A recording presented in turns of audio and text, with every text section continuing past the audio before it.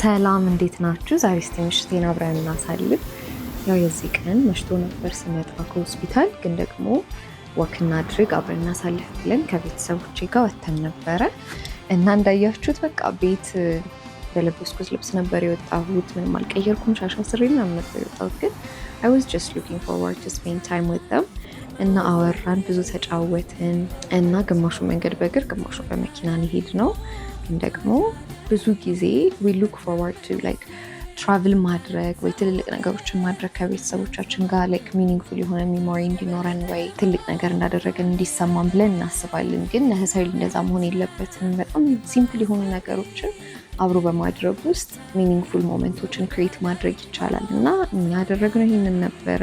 ወጥተን አብረን ዋክ አረግን፣ አዳዲስ ቦታዎችን አየን። ከዛ ደግሞ ቤት ተመልሰን ትኩስ የሆነ እራት አብረን በላን፣ ተጫወትን። በጣም ነበር ደስ ያለኝ። ቴንክ ዩ ፎር ዋቺንግ ባይ